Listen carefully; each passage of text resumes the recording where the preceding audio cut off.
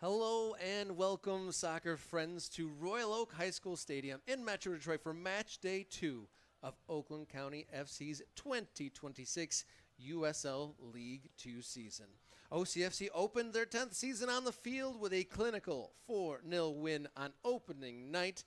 Debutant number 9 Andrew Direction earned man of the match honors after netting a hat trick in his first game in purple.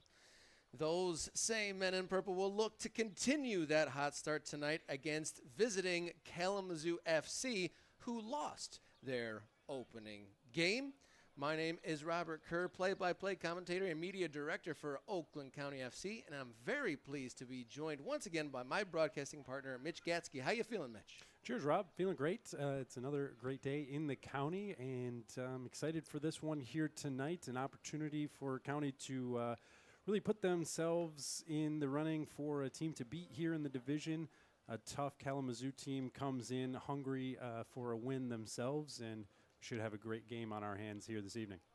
Well, it is a chilly and partly cloudy night here. Definitely one for the players. Weather will not be a factor here tonight. Nice and cool compared to kind of a steamy night on opening night. And Kalamazoo FC looking to rebound from a disappointing loss at home against Union Macomb. The same Union Macomb that Oakland County took advantage of for a 4-0 scoreline. I know myself, you, the crew, and everyone in the record-breaking attendance on Saturday night's opening match thoroughly enjoyed what they saw from both the new and the returning players. We got to see some familiar faces. Captain Colin Arce, Marco Mate, goalkeeper Rob Gelli, but we saw some brand new blood, a whole new front, or back line, I should say, across the back.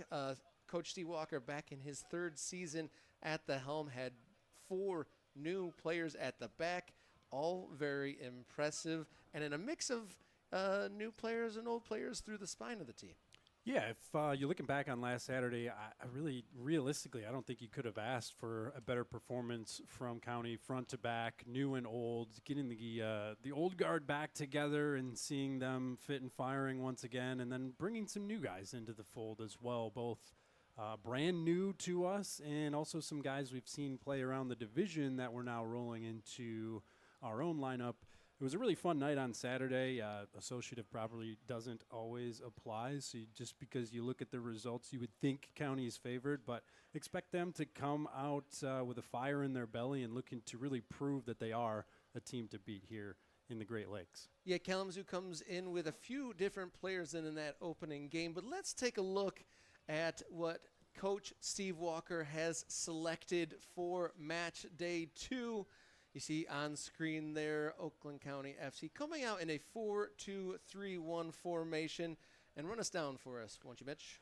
4 changes from Saturday's starting 11, Rob. We've got Rob Gelli out with a dislocated pinky, so Marco Matovsky will make his first team debut in goal tonight.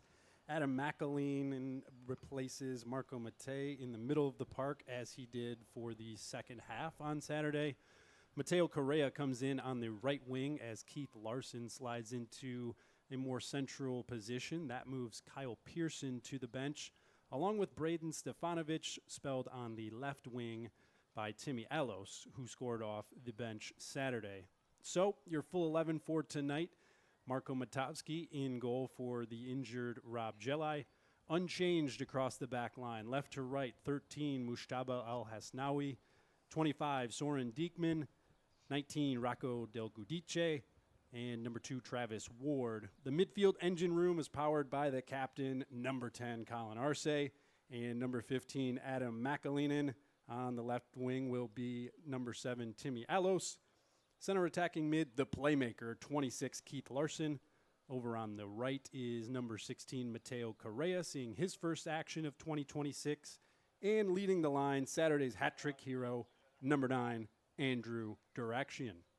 Sitting just behind the hat-trick hero from opening night is Keith Larson. I don't know what the nickname for it is. A hat-trick of assists for Keith Larson, the former Oakland County FC player, returning and was in fine form. There was some beautiful assists to Diraxian. Larson with 3 on the night, 2 of which were to Diraxian, and one of those came from the debutant left back Mustafa Al-Haznawi, and he put an absolute curler on the forehead of Andrew Diraxian. Looking over at the visitors, they've got a few different changes in the mix, and kind of run them down from back to front. They got goalkeeper Alex Lidworth, Kase Matsudo, Aiden Orth, Cesar Silver, Enzo Beatrix, Xavier Roy, Felipe Arajo, Anthony Ulloa, Gershon Henry, the Michigan native, Eric Oliveira, and Brody Plumstead. Should let you guys know before we even get underway what's at stake here. USL League 2 is a 12-game season, so we're almost in playoff status right off the rip. So every single game matters, and then it'll come down to there's 6 teams in the Great Lakes division. Only the winner of the division is guaranteed a playoff berth, and then I think it's the best two second place finishers in the Central Conference. So it really is a dog-eat-dog division. And the past, Flint City Bucks were almost always in the top 2 divisions. AFC Ann Arbor has been very strong in the past. This Kalamazoo team that Oakland County FC is coming across, they won back-to-back divisions not too long ago. Yeah, it wasn't that long ago, Rob. You're indeed correct, where really the Great Lakes division ran through Kalamazoo, and they kind of exploited their home field advantage, being the only team that plays on a grass field. It really can make a difference when you're playing, half your games on that surface versus turf. Of course, being tough to go on the road, but I think these players are pretty accustomed to playing on turf, and that transition is a bit easier than all of a sudden playing on natural grass. Things move quite a bit slower, and it can be a different game, particularly if you're dealing with any sort of weather. We, in fact, saw a game moved from Kalamazoo to County last year, technically playing our away game to Kalamazoo here at Royal Oak High School Stadium. So it was something where Kalamazoo was able to, for a couple years, exploit to their advantage. And, let's not discredit them. They had quite a great team out there. And while Flint was getting the headlines, Ann Arbor was up and coming, it was Kalamazoo that was old reliable, picking up points by the bunches and did go home with those 2 Great Lakes championships. Now things have kind of turned back, and they're looking to reassert themselves here in the division. So they lost their first game to the visitors, 2-1 at home. And so losing points at home, they'll put them in kind of a desperate situation. They'll come out hungry. Like I said, there is a change to the lineup, so some of those players might bolster the strength of the team. It's hard to gauge one game to the next. Performances change, the squad changes, the rotation of players kind of go from game to game when you're playing at this level. It's really hard to gauge, especially in the first opening weeks. Maybe some guys haven't come back from college yet. Maybe some guys weren't quite fit after maybe not the most active spring season at their colleges. But both teams have a mix of players from near and far. One thing I really liked noting that there's players on Oakland County FC from right here in the area. Al-Haznawi, Mush, as they call him. He's from Dearborn, right down the road. But we have folks from all the way from Italy and Ireland on the squad. But we got Commerce Township, Michigan, Sterling Heights, Michigan, Warren, Michigan, all. So there's a great mix, almost like a half and half down the middle of guys from very immediately local and also from around the world, kind of like ties what we love about this game. You have the local level, you have the regional level, the national level, and then the international level, obviously, as the World Cup squads start to come out, too. So we kind of have we get treated at all the different levels in this beautiful game.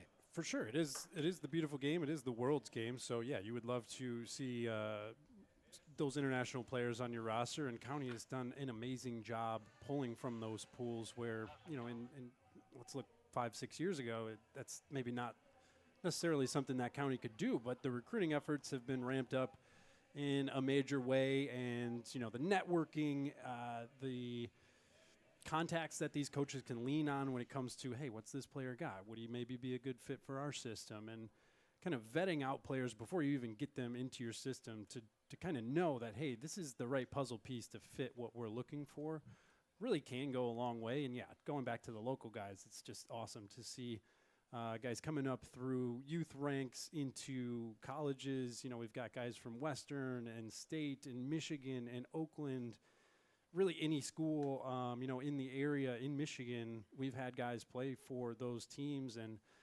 playing with and against each other only helps, in these summer seasons when you're more familiar with each other's game and kind of what to expect from your teammates. Yeah, there's some familiarity in the team, too. A few different players play at the same colleges. Obviously, there's returning players from last year, but we'll reset and kind of set the stakes. This is USL League 2 action. This is the Great Lakes Division of the Central Conference of the USL League 2. And this is match day 2 here at Oakland County FC, and the home schedule definitely front-loaded here, as 4 out of the 5 first games for County here at home, so making a win tonight even more important than ever. You want to pick up those wins in front of the home fans. Not too far to travel, but obviously there's different circumstances on the road, and we're just a few moments away from player entrances here at Royal Oak High School Stadium. Looks like the wind's blowing just a little bit, and I, in error, called that Olmsted Park. That's Quickstad Park across the way. And after the anthem, we'll highlight Mitch's player to watch and see who he's got an eye out on a match day 2. But we will pause for just a second, catch our breath as the players come down to the field. Be very interested to see the debutante goalkeeper coming on. I think he's going to be the first out of the tunnel, Marco Matowski. Yeah, I think it'll be important for him to get an early save, get his feet underneath him, make him feel like he's part of the game, maybe watch for County to cycle the ball back to him. Ahead of the game, I caught up with Coach Steve Walker. He said he's a no-nonsense goalkeeper, and so hopefully we like that. We true. can't have any nonsense in between the pipes. This back line was so good on Saturday, just really stepping right up. Not sure how much time they would have had in training together, but the communication was right where it needed to be. Everybody was covering for each other. We saw some of these guys making runs forward, and the coverage that they provided for each other, it was notable. I hope to see a lot more of that here tonight. Yeah, El Haznawi, the German, Dykman, Del Gudice, the Italian, and Travis Ward, the New Jersey native, that new back four that did so well, like you mentioned. And there is the captain, Colin Arce, the minutes leader in 2025. Looks to be following suit here, getting its second nod from the start. And there he is. I'm really interested to see what Mateo Correa can do. He had yet another standout season at Cleveland State. What can he do for Oakland County? And Timmy Alos, he got on a heater last year on a goal-scoring streak, and he got in on the end of one of them last week on opening night. And then Keith Larson, very dangerous, got a hat trick of assists. And there is the star of the show from opening night, the hat trick hero, number 9, Andrew Durakshian. And what a debut it was for him. The Elmwood Elite threw him the big hat. First game, and he got the big hat already. One of the things that the supporters love to celebrate with the players. When the players come over and celebrate with the fans, they toss them the big, comically sized hat. And we'll take a moment and respect the national anthem. Hang with us for the match day 2 from Royal Oak High School Stadium. And it looks like after the coin toss at the center circle, they've flipped fields here. So County will be going from left to right in the purple and the black. Good to see them in their home unis after starting the opening night in the aways.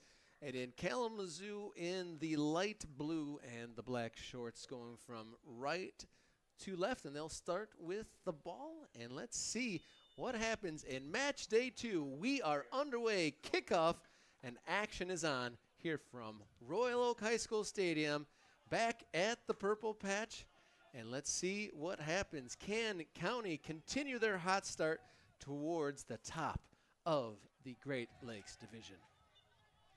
And there is an early whistle going in favor of the hometown team. Referee Adam Siptowski, I hope I'm saying that right, leading the referee crew here tonight in the red top and black shorts. And we'll see our debutante goalkeeper take a early free kick. No nonsense goalkeeper from what I hear, and that's a headed knock on by Andrew Jirachi and crowded out by Mateo Correa. He's definitely one. You think that he'll have something to prove. Maybe thought that he should have gotten more playing time last year, and he's getting the start in the second match to see what he can do. Looks like he's starting down that left-hand side. Andrew Jirachi at the top of the attacking four. Larson, the tallest one on that side of the field for County in the middle, and we got Timmy Alos here right in front of us, and that's trying to sneak in behind the Italian defender for County. Here's Alos, brings it down, plays it back. McAleen and looking for Larson, but that kind of bounces away from McAleen. Steps up again, has it knocked away from here, and here comes Kalamazoo to the left-hand side. That's a through ball, but the idea was there, but not the execution. Looking for the run of their number 20.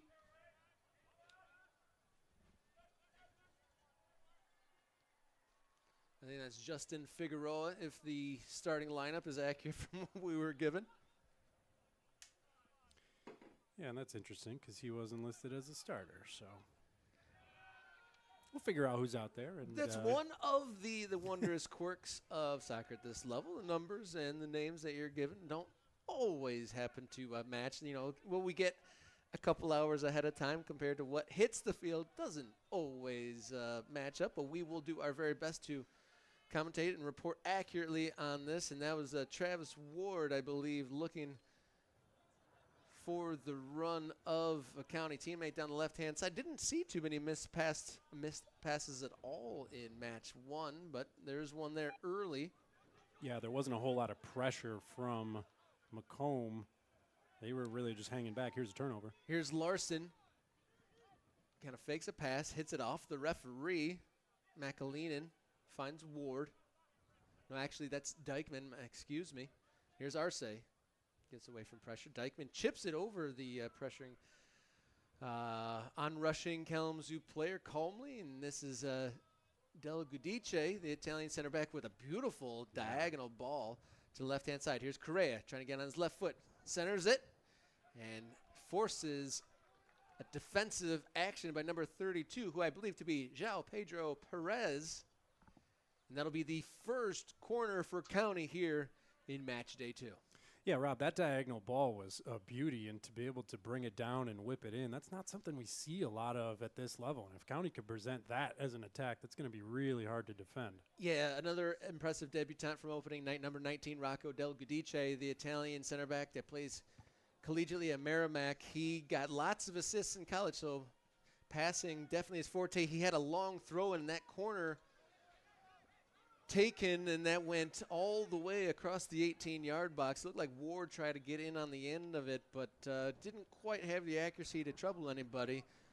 County didn't score off of any corners, but they were all pretty good deliveries and threatening. And between the center back, the German Dykeman, and Larson, there is some height in there. And County are going to have to be careful here. And this is a breakaway. Ward trying to close down the ball. Right-footed strike, deflected slightly, and right into the midst of goalkeeper Marco Matovsky. Very glad to see that. Marco get one under his belt, get his hands on the ball, and get himself into this game. And didn't think we'd get to see too much of this playing back through the goalkeeper, but we see similar to Saturday going with that. Del Gudice goes to ground, no whistle. I don't know why everyone was hooting and hollering about that, but here's Direction on the run, heads it along. That might run a little bit too far in front of him. And so it does, and that'll be a throw deep in the corner for the visitors, right in front of the Elmwood Elite, who are being as vocal as ever, I am sure.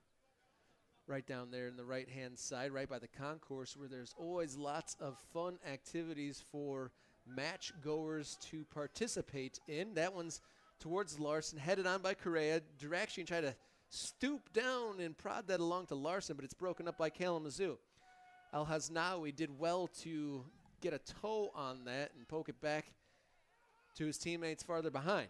High floater, maybe caught in the slight breeze there that stayed in play for Alos, and he banks it off to number 5, Aiden Orth.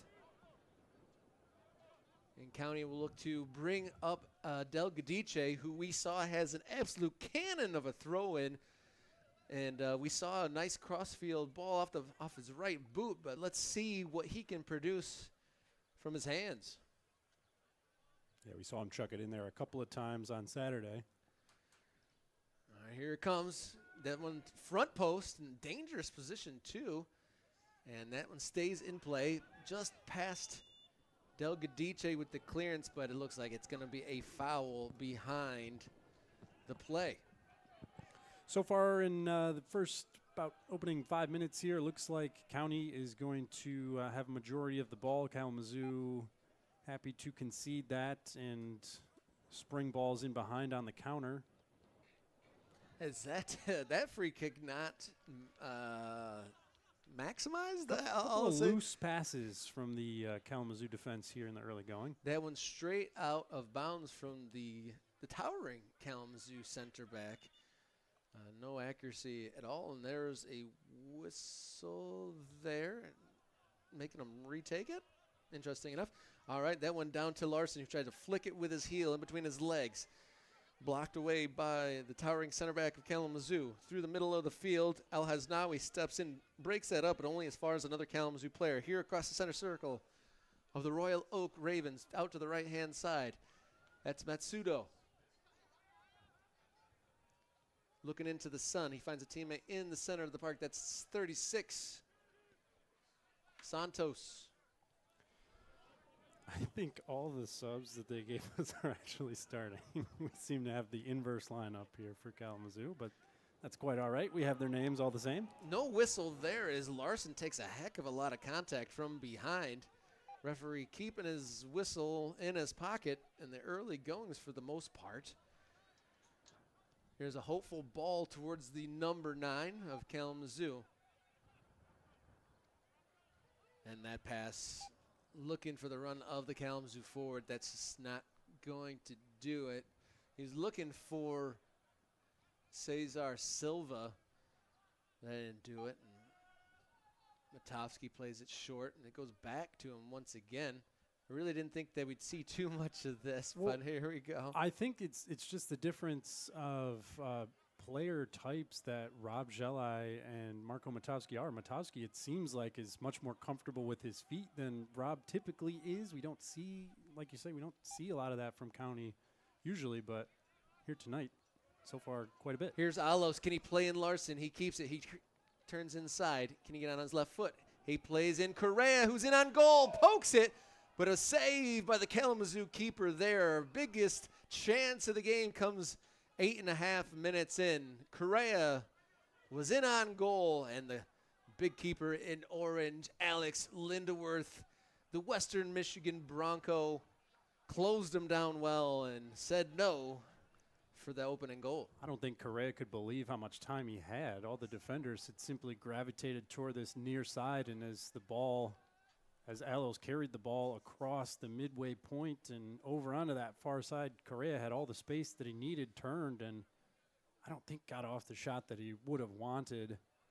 Keeper coming out to close down the space. A good save, but a good opportunity here for County. Soren Dykeman looking long for the run of Draction. Does that stay in? It looked for a moment like it may, but it does eventually go out of bounds on the far side, right in front of that banner made by the supporters. There was a supporter painting party, a whole matter of new tifos scattered around Royal Oak High School Stadium, much of which are down to the bottom right-hand corner where the Elmwood Elite congregate. And here's Correa. Here's Direction. Prods it back, and Travis Ward tries to take a rip with his right foot, but that one not on target this time. Is just 10 minutes across The timer at the top of your screen. What are your thoughts here after 10 minutes so far? Well, that one didn't come off, Rob, but I think if County can try to knock balls into direction to bring down and into the path of Keith Larson, that's going to be a really dangerous way for them to attack opposing defenses. Trying to get up and over to Tim Alos. He cuts inside one defender, looks to serve, and that forced Matsudo into red alert defensive territory. I think Correa and Diraxian in the area on the back stick. And that header away was a little bit of panic mode there from the Kalamazoo defender. Yeah, he knew he couldn't let it go by and calmly just dealt with it out behind. All right, here comes another corner from Captain Colin Arce. What can they do here? 1, 2, 3, 4. Purple shirts at the top of the 18. 2 more in and around the 6-yard box. Comes in right footer, and there it is! Opening goal, Andrew Diraxian, the man to watch for good reason. He opens the scoring on under a dozen minutes here on match day 2, picking up from opening night. Just put it on his head, put it on his feet, just give him the ball and watch him go to work. My goodness, Andrew Diraxian. 4th goal of the year in just a couple minutes into the second game of the season. My, oh my, Colin Arce served it to the front post. Diraxian met it well, and it hits the back of the net. Wowee. And you know what, Rob? He's not necessarily what I would call a tall player. For him to be able to sky and head home the way he has twice already this season, it's really impressive.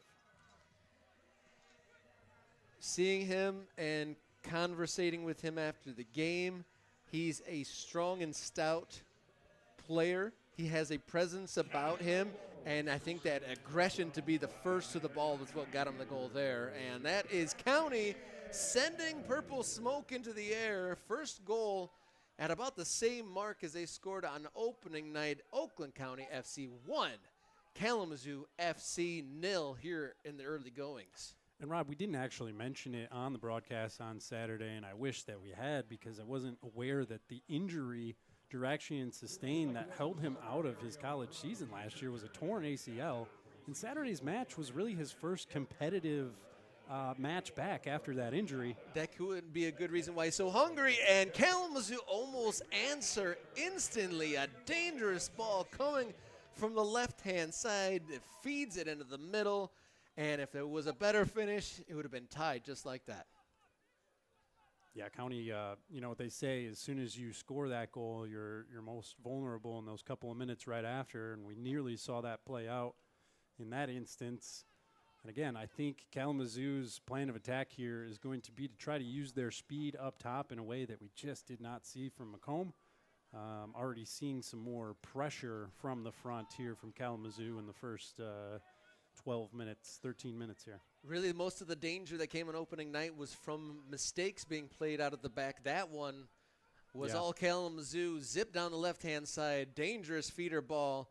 And luckily for County, they did not find the back of the net. But that is a whistle, and that's going to be a free kick from about, 30 yards out. So County having to get onto their defensive assignments here once again. Is great that they went ahead, but they're going to want to stay ahead here.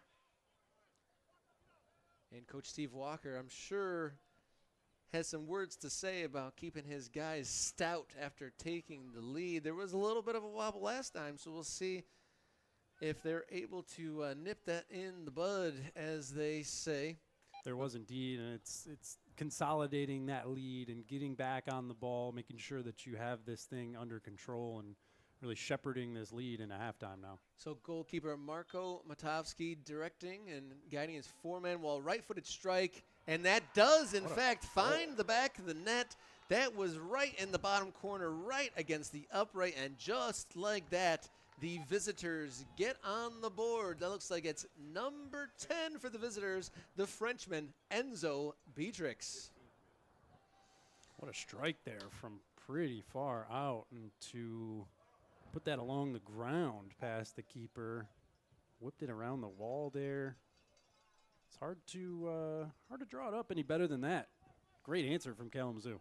Yeah, there was a four-man wall in front of Matovsky, and he got down there, and he got across the goal. He saw the ball, but it was just so tight to that pipe, he couldn't get that paw on it and send it the other way. And so County will have to go again and try to extend the lead or go into the lead once again. Got pegged back just 4 minutes after taking the lead here.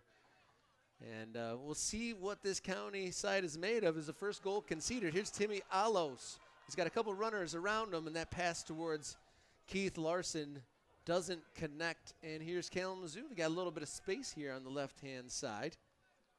And I think Rob Diekman will be kicking himself after giving away that foul in that dangerous area. He came in to make a play. And a chance where he really just didn't need to. He had defenders, teammates behind him. Here's County into the box. Right-footed strike from Diraxian, but it's blocked by the Kalamazoo defender. Looked like another instant reply, but this time the defense says no. And Beatrix, wow, what a free kick from him.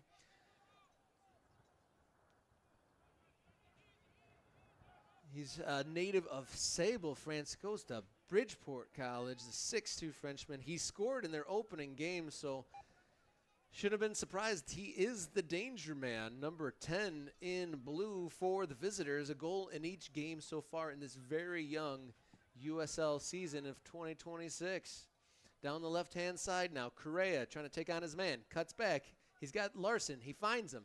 Oh, dispossessed there. And then Larson, look at that big frame, able to win it back, and then he wins a foul. Kalamazoo objecting, but that foul looked clear as day to me, Mitch. Yeah, I think he got his ankles swept out from behind him as he went to play that ball. Not really sure what the complaints about the call were, but very similar area to where we just saw Kalamazoo score their goal. Beatrix able to find the back of the net, and we'll see what County can cook up here. Looks like El Hasnawi and Diraxian kind of taking measurements over the ball here. We are now into the 18th minute of play, 1 goal apiece. County just conceding their first goal of the season off of a wonder strike from about the same exact spot.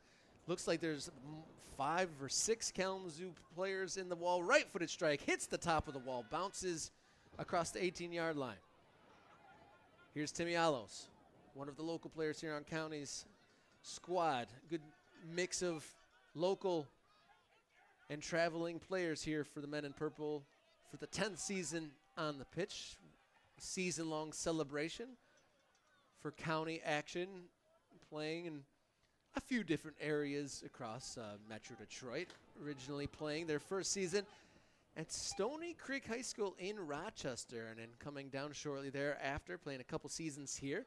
And then there was wholesale construction here, and County moved just 2 miles north to Clawson City Park Stadium, where I actually ended up linking up with the team. It was right there in my backyard. And then after construction was complete, after COVID, 2021, County returned here to Royal Oak High School Stadium. And Rob, you know who's been with us through all of that? Diversified Members Credit Union. We are proud to welcome them back as our title sponsor this season. If you're looking to upgrade your life from kitchens, weddings, vacations, and more, they can help make it real. Visit the DMCU tent here on the concourse during match day or dmcu.com for more information. To detail the history a little bit more of Oakland County through their 10 seasons, this is the second year of new ownership under Dennis Weiss as Kalamazoo come down the left-hand side again, get into the 18-yard box of County.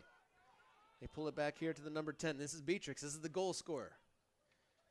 He was able to hit that bottom corner and get the ball past goalkeeper Marco Matovsky. County defense able to get the ball, pressure it enough to get it back to midfield. Okay, and Kalamazoo kind of passed their way through. They're going to try down the right-hand side this time. Al Hasnawi does enough to get the ball away. Here comes Larson up the left-hand side. Does a little bit of a dipsy-doodle switch of feet. It's poked away, but it'll be a County throw. It's on the foot of Captain Colin Arce. Here's Al Hasnawi, who assisted beautifully on Durakshian's second goal of the game on opening night on Saturday, just a few days ago. Here's Alos, left-footed service, and wow, looked for a moment that might be number 2 on the night, but it looks like that one was just wide. Durakshian looking for the corner. It looked to be a deflected effort, but ruled a goal kick there. But great service there from from Timmy Alos into the central position, and Durakshian always there. That's a threatening position he found himself in. Yeah, just to be able to get anything on the ball and direct it goalward. You never know. Yeah, it was whipped in there like knee high, so I mean, it was good to get it in there, but by no means an easy skill. And for a second, when he made contact, got a little bit excited. And here's Arce trying to weave his way through 3 Kalamazoo players. Looked for a moment like he would. Durakshian was in some space if he did get around it, around that third defender. But here comes County down the left-hand side. Correa on the ball. Cuts inside. He's got a couple options around him. Which one will he pick? He goes Alos on the right. Here's Ward. Up to Alos. Working their positions well. Crossing attempt is blocked by the Kalamazoo number 5, Aiden Orth. I've said that at least once already here in the opening 22 minutes of the match. I love this little overload that County are doing sometimes where the far side winger will bring the ball into the middle, switch it, and then move up. Ward crosses it in, and that one is blocked away for another Oakland County FC corner. I believe that's the 3rd one, and that'll be the first from this side in front of the supporting Elmwood Elite. And the concourse here, somewhat newly remodeled concourse at Royal Oak High School Stadium. If you're just joining us, my name is Robert Kerr, alongside Mitch Gatzke for USL League 2 action, Metro Detroit. This is the Great Lakes division of the Central Conference, a 6-team division of all Michigan-based teams. Here's a low corner. That's dangerous. Bouncing. Goalie punches it away, but only as far as the top of the box. Here's Correa. He takes a swing at it with his left foot. Bounced up in the air again. Headed away. Only as far as Ward. And that one eventually defended quite well. It'll be a Kalamazoo throw-in. And part of the new ownership is new sponsorships here in the second year. Weiss Distilling Company, located in Clawson, Michigan. Weiss Distilling brings the wow factor to Metro Detroit with organic and additive-free spirits. Look out for the best shot of the match later on during today's match. And this partnership reflects the shared connection between the local businesses and the club here. And that was a risky moment there as County able to defend a bit of a breakaway there from Kalamazoo. A couple of the results around the division from last night, Rob. Flint beating Lansing 2-1. That was during the day. That was their school day game. That 11 a.m. fixture that we love so much. And Midwest really brought it to Ann Arbor 3-0. So both of those teams notching their first wins of the season. Yeah, so points per game is kind of how the USL 2 rates the standings. So wins huge in this. So a win goes farther than a draw, more in this instance more than any other time in other league tables that you might be familiar with. And here's the sort of moment that make me nervous there as they're playing it out at the back. As Matowski does chip it away to the outside and away from the danger zone. But, you know, you got to be simple, got to be clean. Sometimes it's okay to play it long, and if you've already got the opponent up near your 18-yard box, there's less people to fight for it down the field. And sometimes going long is okay, and not, you know, putting yourself in your own danger, making your own mistakes and creating opportunities for the other team. Here's Durakshian. He's got 2 blue shirts ahead of him. What does he do? He goes around one of them, stays on the ball, and he cuts around him again. What will he pick? Right-footed cross. Looks for Larson. Right-footed strikes. Cuts inside. Almost went through the goalkeeper's legs, but Lindworth does just enough to keep out Keith Larson. And wow, that was a great connection going from Durakshian to Larson. He faked me out. I thought he was going to go with his right foot. He cut inside, but that cut got him around the defender. But Lindworth, the big goalkeeper in the orange, able to make another save. He's come up with 2 big ones so far here in this first half. That was impressive because, yeah, there was every reason to believe that Larson would have just unleashed that right foot. But no, he cut it back on his left and should have been able to slot it home pretty easily. At least that's what he thought, but Lindworth had other ideas. It looked like it was going between the 2 pegs. Looked like it was going to go 5-hole, but that was closed up, and maybe the defender might have even covered the line behind him, but 2 big saves from the Western Michigan Bronco. The Missouri native is Lindworth, and that's over the top of Del Gudice. Doesn't get the whistle there as he wanted. Yeah, he was looking for that one. I didn't think that was a foul. Matovsky under pressure and has to send it out kind of diagonally. Gets it out to about midfield, but out of play. There's definitely a different feel, Rob. We typically don't see Rob Jelli play the ball that much with his feet, and we've already seen that quite a bit from Matovsky here tonight. That foul's going to go, no foul, actually. Just throw in there. County's ball. Here's Ward, the New Jersey native. I believe he played at Northern Colorado Hailstorm previously. He's a well-traveled player across the country. And he had a stout debut. I mean, it was within a 4-0 victory. It's hard to really be terribly critical of anyone on the field. As McAleenan, the Northern Irishman, tried to get that up to the forward players, but it was blocked away by visiting Kalamazoo midfielder. It was the movement of the city defense, that back line, the communication, the understanding that they had with each other. We're seeing the same thing play out here today. They step up to pressure the ball.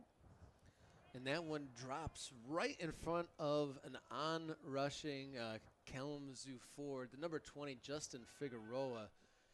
And luckily for the County faithful, that one dropped right into the hands of Marco Matovsky.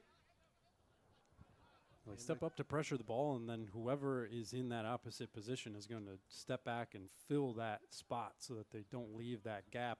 That's what we saw County be able to exploit in the Macomb back line for a couple of their goals, just using that space to their best ability. Here's Kalamazoo trying to get in behind, looped towards the middle, and that was well shepherded by Soren Dykman, the big German number 25. He needed to get his body in the way.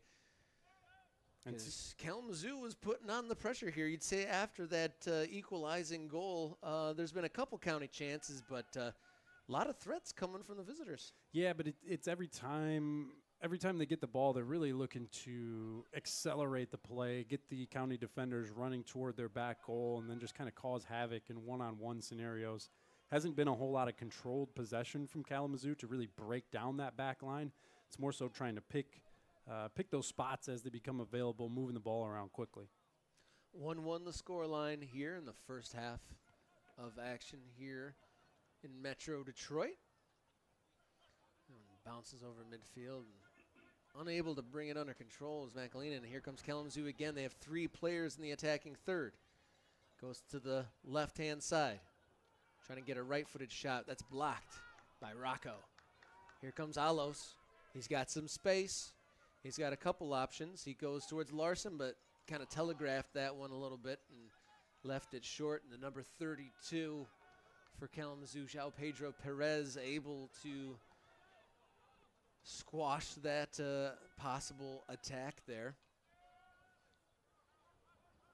We'll see if Alos is able to put together some quality passes. It seems like he's been kind of got a little bit of joy. Both him and Correa on the opposite sides actually have been able to do well along the outside. And he's going to chase it, and Alos is going to make it there.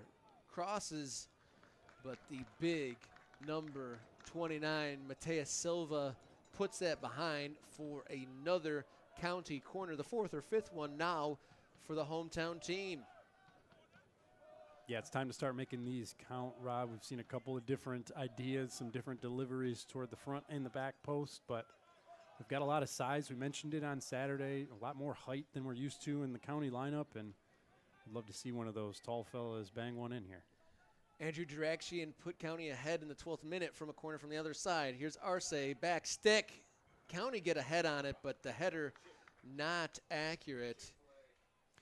But even to get a shot away, it doesn't go on goal, but in years past, corners just haven't really been a thing for County to use to attack the goal. It's really more so to possess the ball, kind of recycle it, and see if you can switch things around rather than attacking directly from that corner. So to be able to present some threat is a nice change of pace.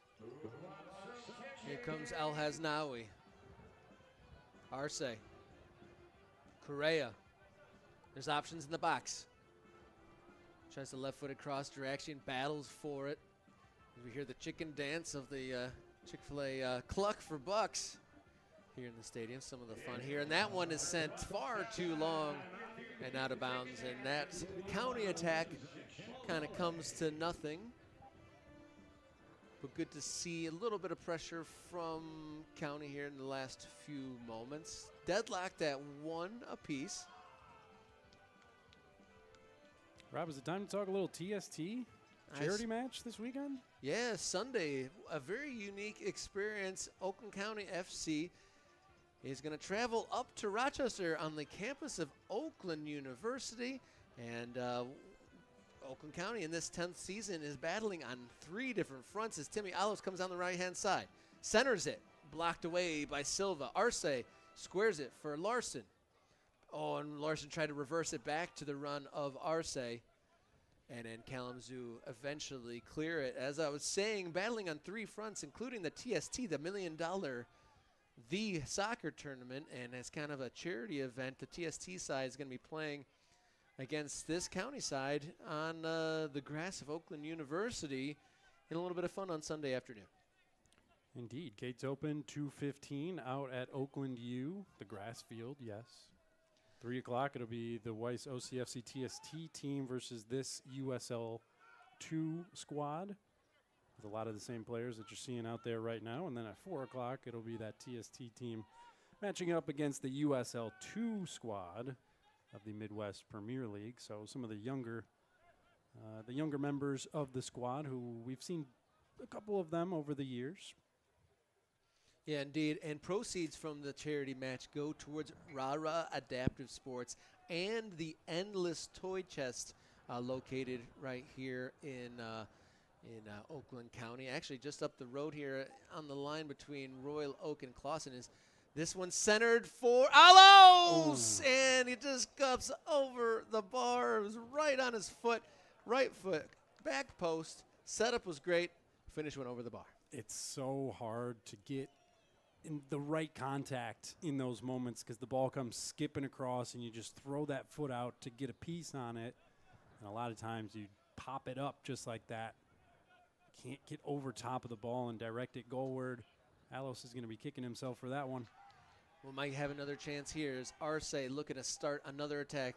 Here's Larson stomping forward down the right-hand side. Here's Alos. He tries a squaring ball, but that's blocked down by Aiden Orth. Once again, he's definitely been solid here in this opening 33-plus minutes. Yeah, the defenders have really been blocking a lot of cross attempts from County. A lot of argy-bargy in the box here as the players await this Colin Arce corner. Travis Ward comes short to open up an angle, but he comes back out to the 18-yard box. Lots of physicality so far. Back post headed away. Here's Correa. He goes to Larson. Can he spray it wide some more? He does. Here's Mosh. Centering ball, and that is defended by the number 32 in blue, João Pedro Perez. Kalamazoo feeling the pressure a little bit in this deadlocked game. That ball whipped in from wide for Moosh is wicked. We saw an assist on Saturday, and that was just had so much pace on it. I think we're about the 6th or 7th corner of this first half now. And the referee seen enough of the physicality. I've seen Alos and the Kalamazoo defense and goalkeeper A lot of arm battling and a lot of leaning into each other, some turns, some elbows. The referee telling him, I'm still watching you. It's an impossible job. Here comes the corner. Floating back post. Headed centrally, headed away. Right-footed strike blocked again. Larson juggles it. Right-footed strike, and that one's just over the bar. Went just over that One Direction banner there just behind the goal. But County, that was like, 5-6 minutes all in the Kalamazoo defensive third. And both teams have had chances after scoring their opening goals. And let's see, I have no idea who is going to score the next goal here in this match with about 10 minutes to go until halftime. Well, I think County has certainly enjoyed a majority of the possession since that equalizing goal went in. Kalamazoo really just playing on the counter, but they've been so strong defensively and don't honestly look like they're going to be broken down. There's been a couple of half chances for County, some things that, in a perfect world might come off, but nothing really where you would say they have to have scored that. The Alos chance, maybe, but again, that's a very tough one to bury on the run.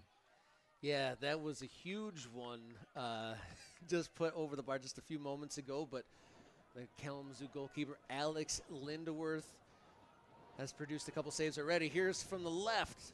Good service again from Mush Al-Haznawi, and that's defender Kaisei Matsudo, kind of slicing it over his own goalposts there, and it's going to be yet another county corner, and one of the fun, ironic chants from the Elmwood Elite erupts again of chanting for the corner. Here comes Arce. Sends it into the box, and that was very close to Ward. Del Gudice tries to recover, but I think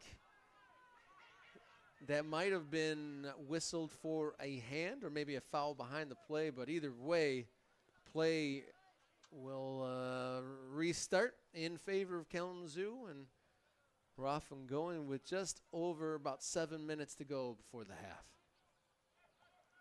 Sounds like a good time to tell the people about Sabbath Coffee Roasters based in Clawson, Michigan. Might get some of that to warm up tonight. I'm going to need some. Sabbath Coffee Roasters is renowned for their award-winning small batch specialty coffees that cater to both connoisseurs and casual drinkers alike.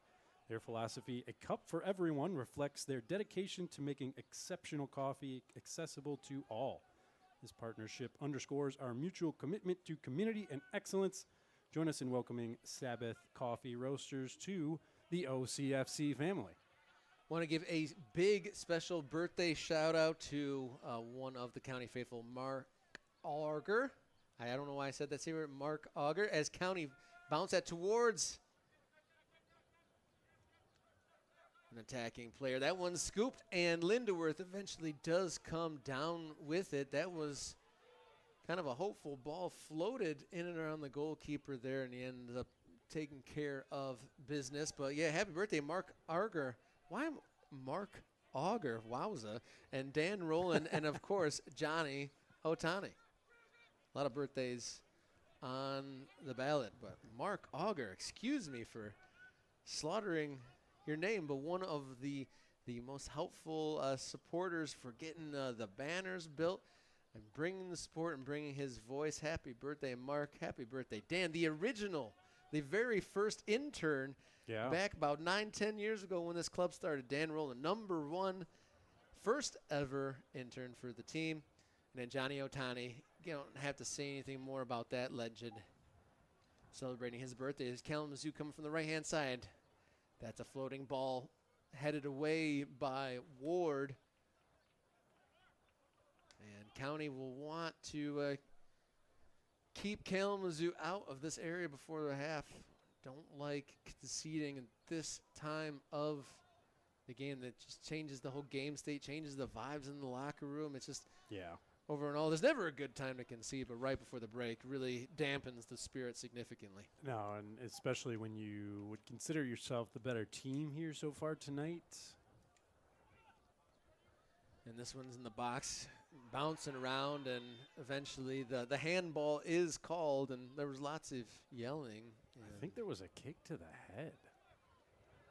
Rocco went to clear that ball, and There's a lot of hands up. There's uncertainty here, so I don't think it's as easy as a handball. There's been no indication of a hand from the referee to the penalty spot or anything like that. no. But I think it's Figueroa on the ground. He's holding the back of his head. Trainer hasn't yet come out, which is Something. Probably should get him some treatment. But, yeah, from what I saw just there in that glimpse, I think it was Rocco went to kind of bicycle kick clear it, and instead contacted the head of Justin Figueroa.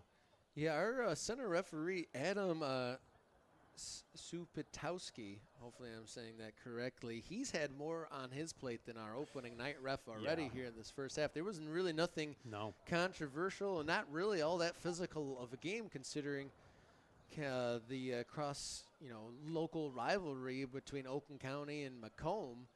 But this Kalamazoo game, it looks like this is going to be an indirect free kick. So an unusual happenstance here as County have to defend an indirect free kick from about 8 yards out at a tricky angle here. So the ball will have to be touched by a player before it goes in. So it can't be a direct shot, or if he does direct shot, it has to be a deflection of some variety. So an unusual indirect free kick here. Let's see what Kalamazoo does to see if County can deflect it. Sidestepped, and wow, the defender for Kalamazoo was lurking on the back stick. It looked like the ball went right to him, but he couldn't get the contact to put it goalward. But wow, what a dangerous situation here just moments before our halftime. Kalamazoo almost capitalizing on that situation as the player knocked it to the right-hand side, right-footed strike, and it looked like, was that Mateus Silva, the tall number 29 right here? It was right there. It was. Did that come off his foot? Am I wrong? I think it was a County boot maybe that just flicked up at the last second to deflect it away, but either way, deep exhale. Yeah, we're pretty far up here up in the booth, but it was definitely in his direction in the on the back post, and if he gets the right touch, that's 2-1 and have clawed it back from going down early, but breathe a sigh of relief for a moment here if you're of the County persuasion. But here's Larson. He's got Correa ahead of him. He finds him into his stride. Diraction and Alos Central. And the referee sees the contact, waves it off, nothing doing there, but this is another one. Kalamazoo coming the other way, end-to-end action here. And good defense there from Rocco Del Gatzke. He did enough to block that centering pass, and his kind of shoulder charge there earns him the first yellow card of the game. Del Gatzke, so good in that first game, but drawing the ire. It looks like he might have conceded that indirect free kick from inside the box, but he definitely earned that yellow card there. Yeah. The referee, he definitely got he pressed the turbo button to get up to deliver that yellow card. Rocco's been in the middle of a couple of challenges here, and I think that was just referee got a little sick of running up to him and telling him to stop. So here's a yellow, and Rocco's going to be on his best behavior from here on out. All right, so we are creeping into the last few moments before the half. County, more defending to do. This is free kick from a dangerous area. Whistle in the box. There is a Kalamazoo player on the deck. Getting up slowly is number 9, Eric Oliveira. Referee telling him to stop doing whatever it is that transpired there a moment ago. But dangerous game with attacking players going down in the box. Shenanigans, Rob.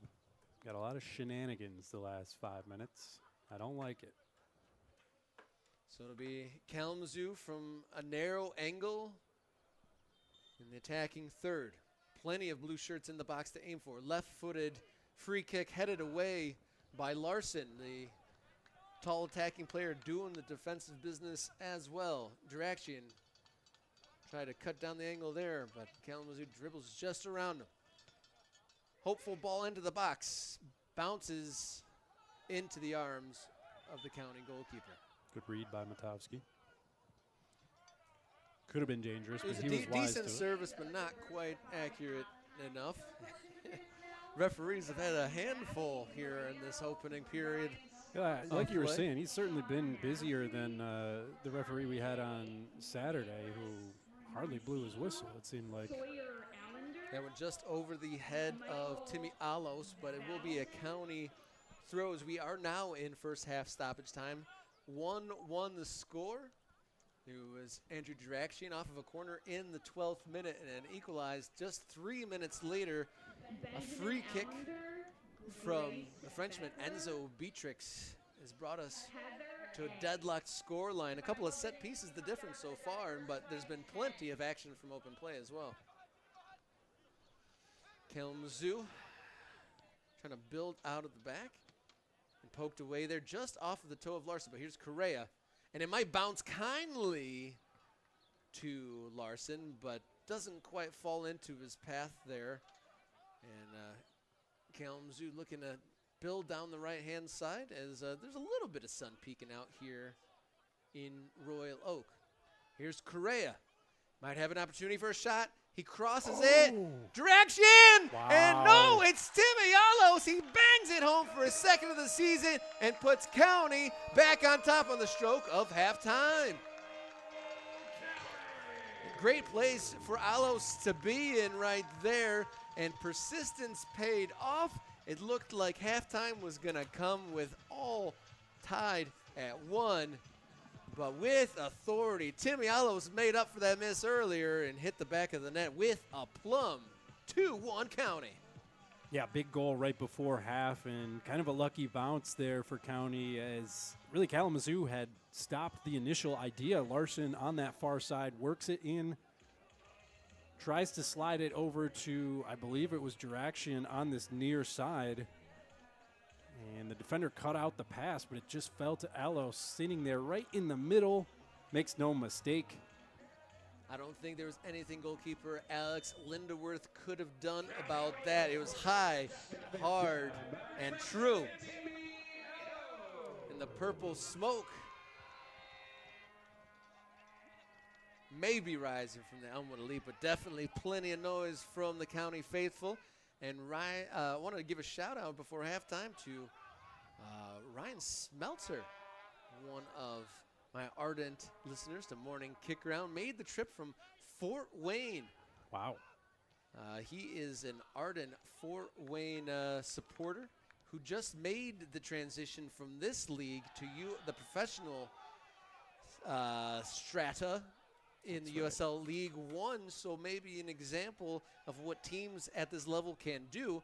But I love a little piece of trivia. The first ever game that Fort Wayne played was on a cold, wet, soggy day in Clawson City Park, and that was an all-timer as County came away with a big win.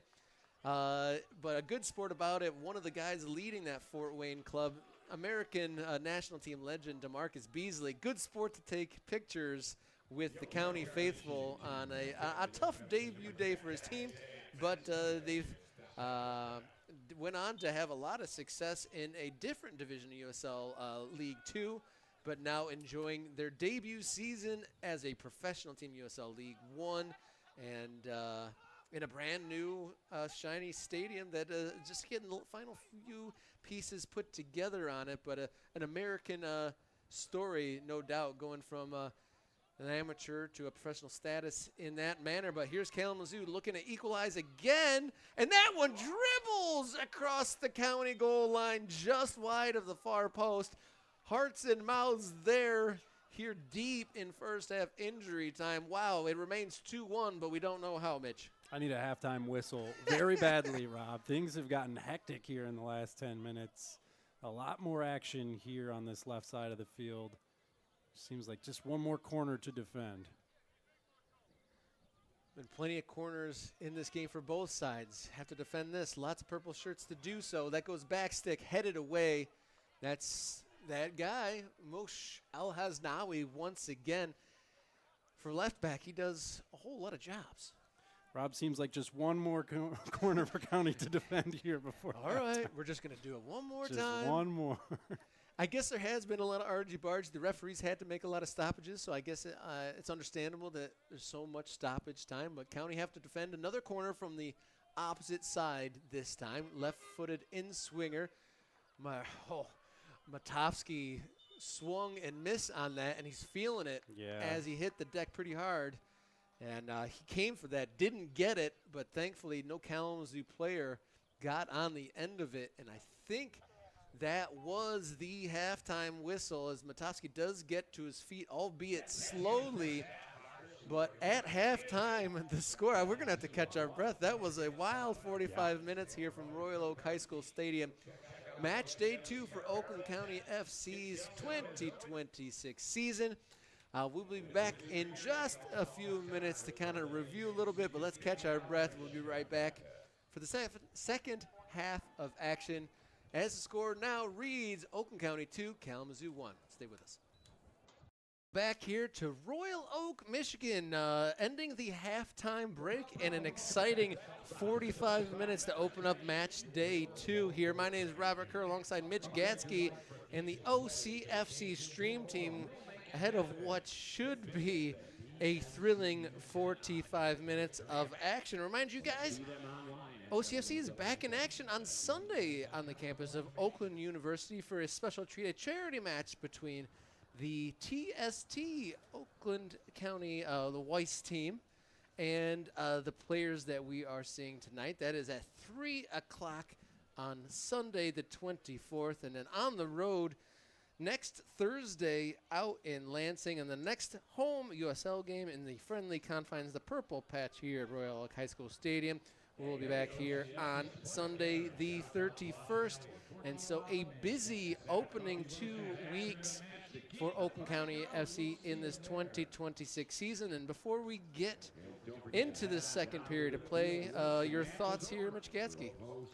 Pretty frantic end to that first 45, but I think on the whole, you'd have to say County were the better team, had the better chances, obviously the better scoreline coming into this second half. Curious to see what kind of substitutions we might have had at the break, but looking for really a lot more of the same from County as they continue to assert themselves and hopefully put this one to bed. It'll be Oakland County in the dark purple and black, going from right to left on your screen here in the second half, and the visiting Kalamazoo FC in the light blue tops and black shorts, going from left to right. 2-1 the score line.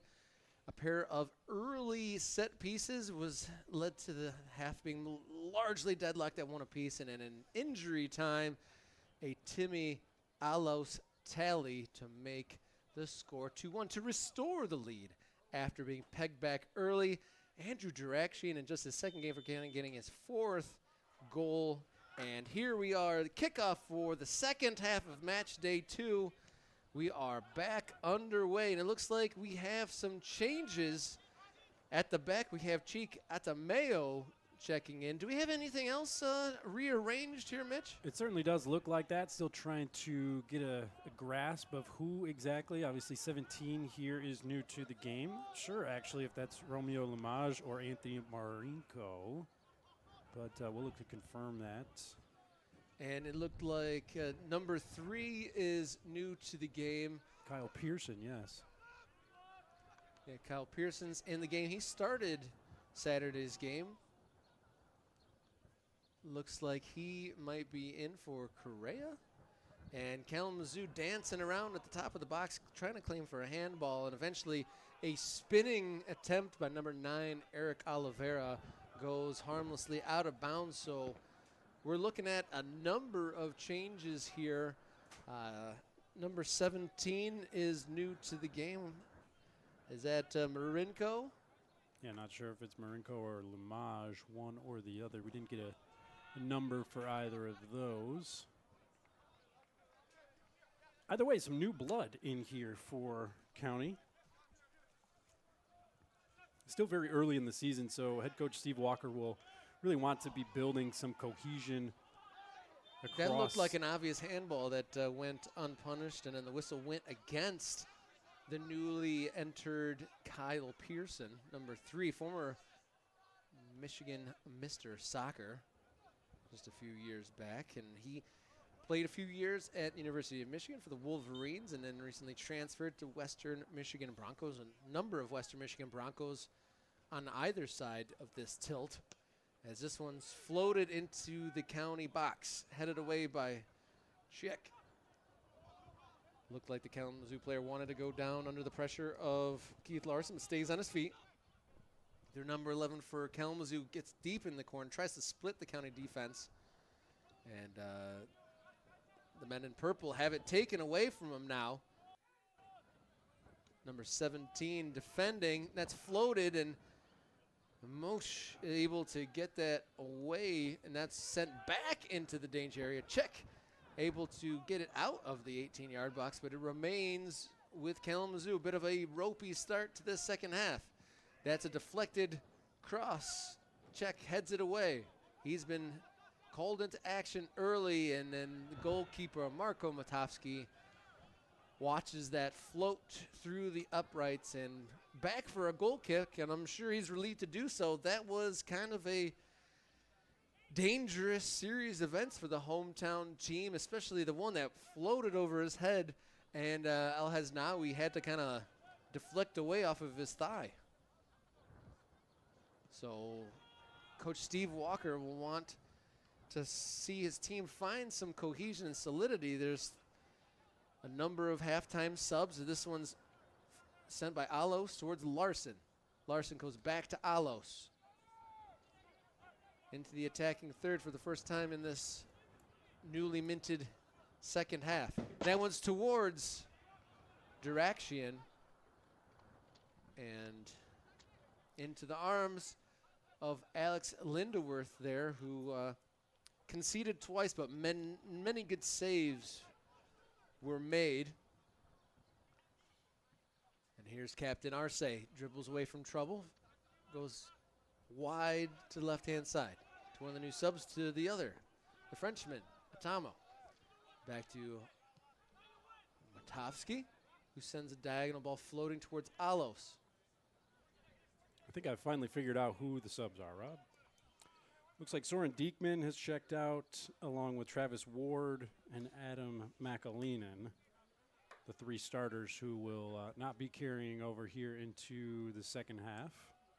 So Diekman's done until his TST time, as Alos tries to get down behind his defender on the right-hand side. And what will the linesman say? He wasn't sure about that. He saw him hesitate with his signaling, but it will be another county corner. We had maybe double-digit corners there in the first half. Who did you say number 17 was? Did he get that far? So on our initial roster, Rob, Alex Rosine was listed. I'm wondering if that might be him, because he does have that deadly left foot, and he is lining up to take this corner. So we'll see what we have in front of us. That's a deadly, almost deadly corner, and that is off of the head of Chick Atameo, and that was definitely a chance. That was a really nice ball. Yeah, he didn't get up in time, in enough time, early enough to get his head on top of that and head it down toward the goal. You're not really going to get a better opportunity than that, and he'll wish that he had done better in that chance there. So looking through our notes here, number 17 in the master roster is Rosine. So another Michigan Mr. Soccer checks in. A little bit of a dipsy doodle with the lineup, and this is a right-footed strike. Durakshian got on the end of another cross, but that time didn't get a lot of gusto on it, and it bounced in front of the goalkeeper, and Lindeworth able to handle that. And this is all the way down the other end now. Here's Kalamazoo down the left-hand side. Nice through ball up to him. He's got runners. Doesn't take that option. Rosine trying to defend. That was Mush, excuse me, but that's Rosine getting his toe in the way, and it needed to be there because that was a dangerous cross. Kalamazoo runner coming in from the back, and he had to get that foot high and get that toe on that ball to poke it away. Here's Kalamazoo trying to make way into the county box and defended well enough by, I think that's a combination of Correa and Rosine. been a lot of slippage and spillage today on the pitch. It's not like it's wet. It hasn't rained, so just two teams really battling out there for every inch on the pitch. See some of those thrills and spills.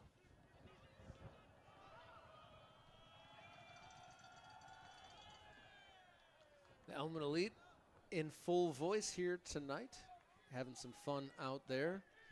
It's a birthday celebration there. Mark Auger, Dan Rowland. I don't know if Dan's in the house, but shout out to him if he's watching at home. And of course, Johnny Otani. And this is Alos on the feed. And his shot attempt blocked out of bounds for a throw in deep. I wonder if Del Gadiche goes over, and he will. His only throw-in attempt so far, he went to the near post, which still was dangerous, but on opening night on Saturday, he could absolutely launch. He got it right to the top of the 6-yard box, right in front of the goalie. Let's see what he does. This one a little bit deeper. Goalie misses it. Trying to come out with a flying punch. And Arce did really well there to slow down that attack. Got in the way of that possible quick counter. Yeah, he just popped it up and didn't allow Kalamazoo to get on the ball. They had numbers. And Arce with a crucial piece of defensive play there. Throw in here, near side. Kalamazoo cuts that one out. No foul called. A little tic-tac from the referee. Yeah, Kyle Pearson getting no referee love here in this opening 8 minutes of action here for him. He's been called for a couple little nitpicky things after, I mean, it was a very physical first 45 minutes. The supporters on the railing here down to our right corresponding that there's a lot of chit-chat going on between these players and some not polite for the airwaves sort of chatter going on in between these two teams. And this is the sort of spice that we would have thought that we'd see from the local rivalry on Saturday, but it's this cross-state, this east side versus west side that's providing a little bit more of that red mist between these players. Yeah, again, we mentioned the desperation, if you will. It's very early in the season, but it gets late pretty early in this division, so Kalamazoo coming in here very much wanting to turn things around for themselves and bring back 3 points. So that urgency that they're playing with has bled over into county as well, and they are matching that energy. And it's really what you love to see at this level, two teams playing passionately and leaving it all out there. Rocco Del Giudice with a bit of a false start as, again, repeatedly we've seen the referee have to get in the mix of the bodies bashing around in the 18-yard box. And there's some more of that.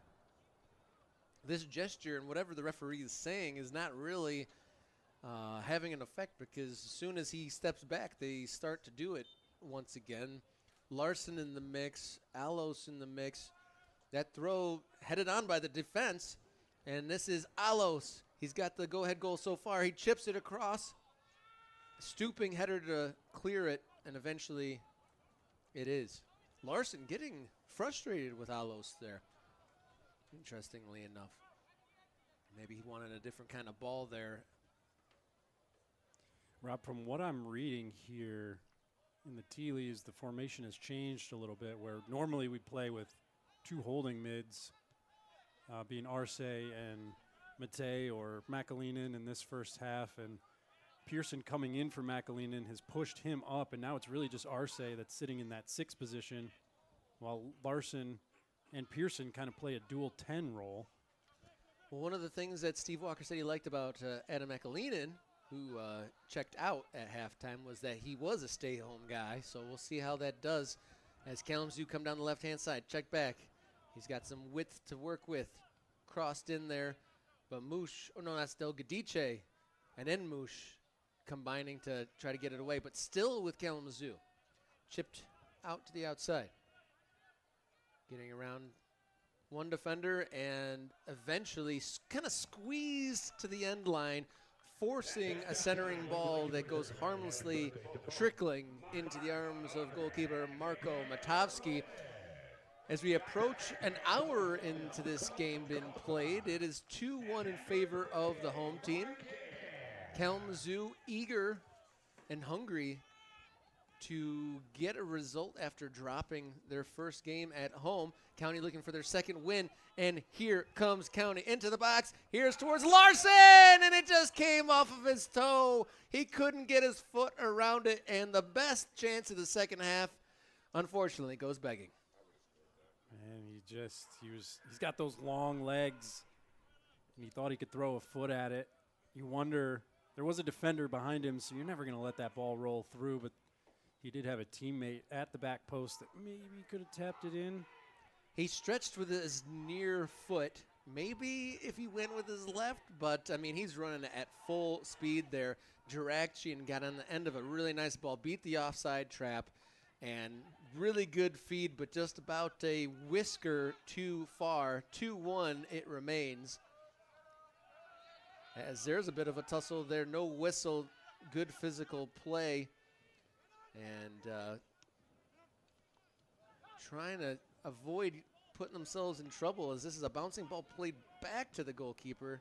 And Matowski did well enough and gets his team out of a pickle, but a ball in the air back to your goalkeeper, maybe a little riskier than some would have drawn it up. On almost a half bounce with a lot of spin and attackers coming in. Good job by Matowski. You mentioned it earlier. You know, you want to play with that class, but sometimes just Rose Ed will do. And Arce showing some strength there, taking the foul, winning the foul, and then quickly restarting. Now it's on the far side. Not playing advantage there as I think he wanted to, and Larson decided, no, we'll take the free kick. Did he just stop? It did seem like the referee wanted the advantage, but then, I don't know, quickly called the foul anyway. It's interesting, Rob. We've seen both teams play physically, but then both of them are kind of milking that contact that they're getting for calls. So it's an interesting kind of combination of physical play, but then also trying to catch the other team being too physical. Gotta say, I don't love it, but it's all part of it, and definitely the intensity level is ratcheted up quite a bit from Saturday's game, but that was an early goal, and Union didn't show a whole lot of response. Kalamazoo definitely a little bit more of a bite than Saturday's visitors did.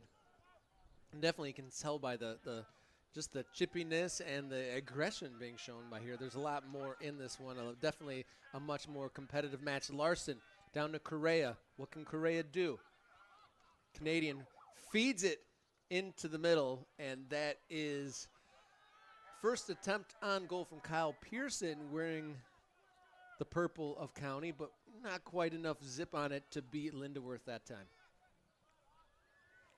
Rob, want to take this time to give a big shout out to Move Detroit, located in Royal Oak, Michigan. Move Detroit is your one-stop shop for all aspects of health and wellness. Allow your body to achieve its full potential. Join the movement. Move Detroit will be providing our players with a structured fitness plan during the season, as well as specialized recovery options to keep them in peak fitness. If that wasn't enough, they will also be sponsoring custom boot bags for the squad. We are proud to partner with Move Detroit and to call them a part of the OCFC family. It looked like Andrew Duraction was off to the races there, but again, Kyle Pearson not getting any love from the referee. That one called against him. It seemed like a 50-50 shot. It might have even been against Correa there. It was just looked like two players going for the ball, and one went to the ground, and it was called against them. But we are back underway again. The sun is peeking out again and giving us a nice sunset on Quickstad Park in the background as Kalamazoo try to get into the attacking third. Rocco in the way, but gives it right back to the visitors. The cut back there is read really nicely and dealt with by the County back line. But Del Gadice has been really good so far, but a bit of a giveaway in a dangerous area there, and County are going to have to defend a Kalamazoo corner. Let's see how this pans out. Right-footed back post, and that's no sweat at all for County, as that one not put into the danger zone at all. And it looks like there's going to be another county substitution. Oh, it looks like Braden Stevanovic, the Canadian sensation, the number 11. Looks like he's going to come in for Mateo Correa here in the 63rd minute of the game. So Coach Steve Walker going to his bench here as we enter into the final third of match day 2 in the 2026 season. This has been a fun one, Rob. Not the greatest quality, but just a fun game to take in. There's been some, I'd say like the attackers are definitely, they've had some moments. Yeah, some qualities popped up in spurts, and good save there. That's probably the biggest save so far for goalkeeper Marko Matovsky, getting his big right paw up and putting that over the bar. And they're going to have to defend another corner. The last right-footed in-swinger went well past everyone in the box. Let's see if the visitors can put something else together. And they've brought over number 11, Anthony Yoa, to take this one. They're going to take a different approach. It looks like it's going to be a left-footed out-swinging attempt here. And that's put onto the head of the Kalamazoo number 8, but challenged well enough to keep that from being any more dangerous. But that left-footed delivery a bit more dangerous, and that did go over the end line for a goal kick.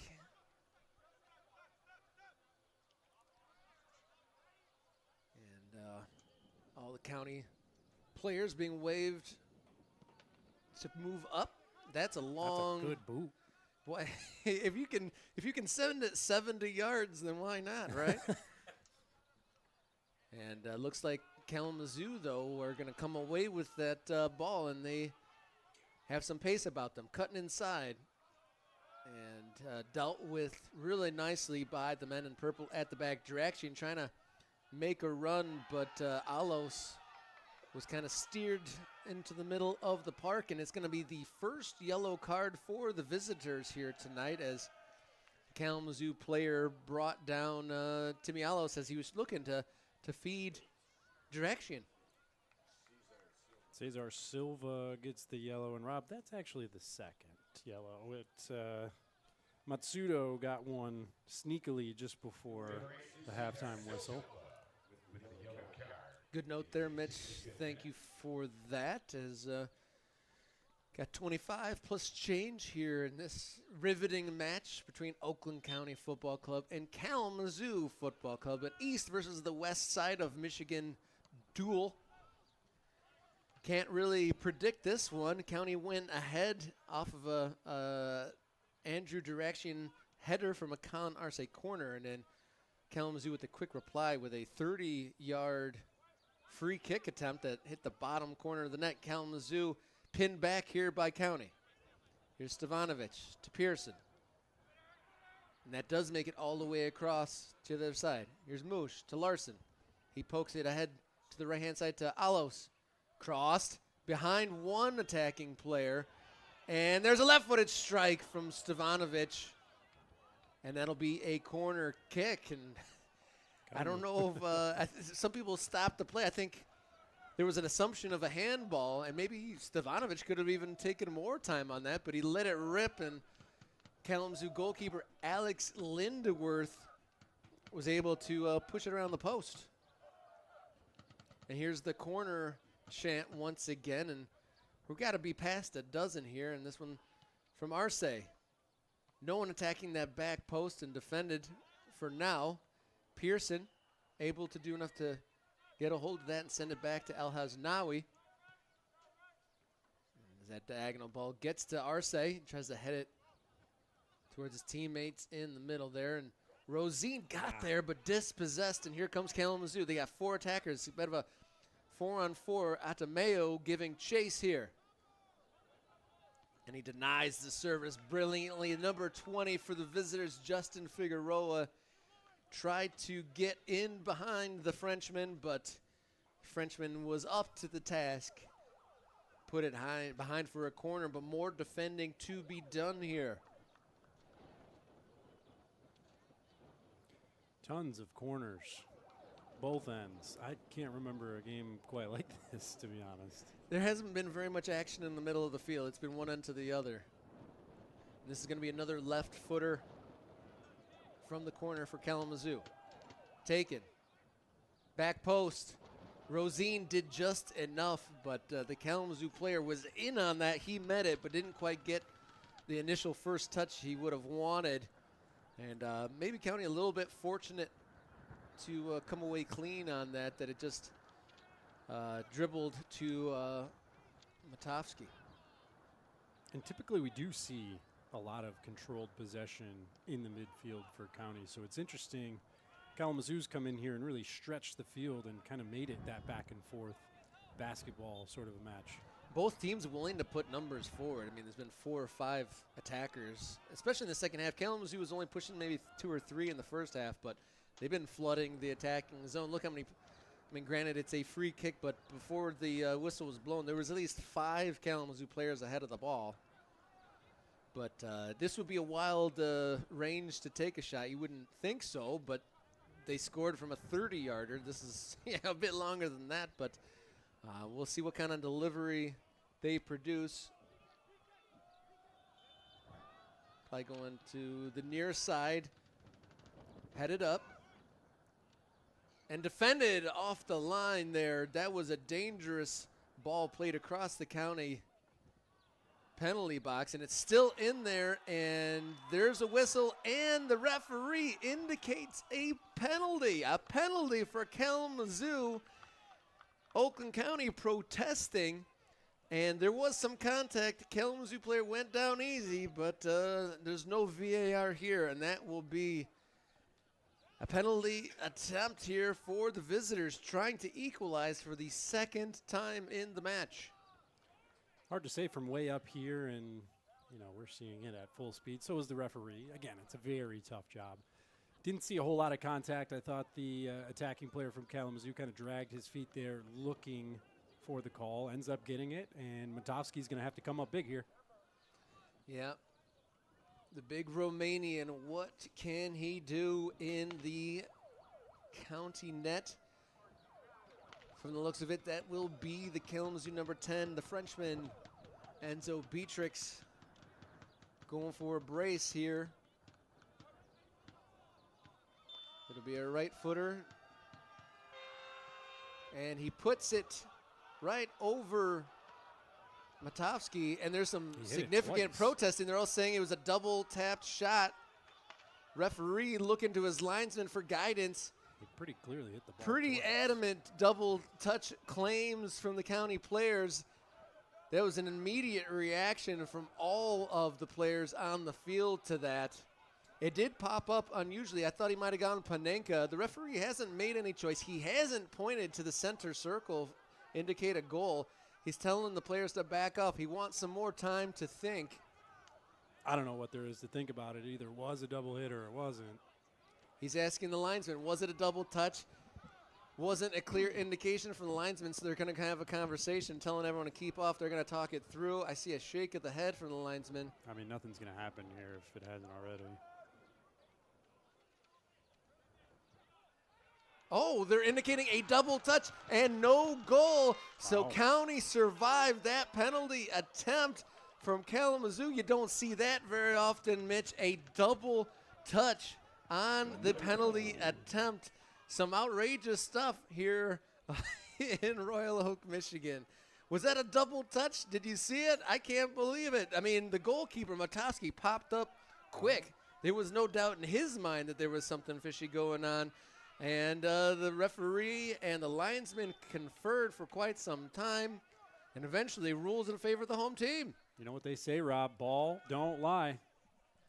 I don't think I've seen a situation like that in the flesh. I think there was a famous double touch in a big tournament a couple of years ago that was highly unusual, and I think that was the first time ever. So I think that's the first double touch disqualifying penalty kick I think I've ever seen. But here comes Kalamazoo again. And Al Haznawi held his nerve, knew his position, knew there was a player behind him, and put that out for a corner. They really had to stay focused on that one. Yeah, everybody's got to refocus here. After all that craziness of the last couple of minutes, you give up a penalty. It's scored, but then called back for a double touch. Really not something that you see very often. Got to lock back in here, defend this corner, get back on the ball, go score one of your own. Here comes the corner. That's over Matovsky and over the head of the Kalamazoo players that were lining up there at the back stick. There was a half-hearted appeal for some more whistle from the referee in the penalties area, but nothing doing that time, and that's going to be a throw-in for County there in front of the Elmwood Elite as the Miners Den Bling Fling happens in the crowd right in front of us. Yep, Miners Den Jewelers, your local family jeweler since 1971. Just a couple blocks away at 13 Mile and Rochester Road. Here's a chance for direction. What a feed from Larson, a right-footed curler. Almost, that's Alos, excuse me. What a run from Alos on the right, but a floating curler from Larson almost had a magical link up there. Specializing in diamonds, bridal, jewelry repair, custom design, and much more. Stop in and mention you were at today's game for a free jewelry cleaning. Look out for the Miners Den Bling Fling during the 70th minute here. Which we just witnessed. I didn't get any bling this time. Maybe your maybe personality shines enough, Mitch. Thank you, Rob. I appreciate it. So we're just over 15 minutes plus stoppage time to go in this highly competitive match here between Oakland County FC and County have taken the lead twice. Almost saw their lead go away for the second time with a Kalamazoo penalty kick, but ruled no goal for seemingly a double touch.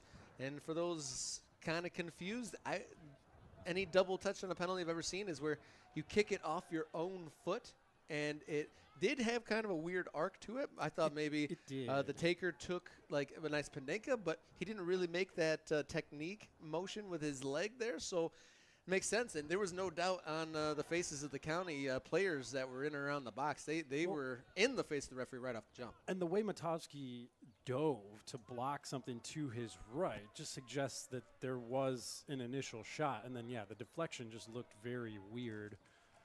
Coming in as high and looping and slowly as it was. So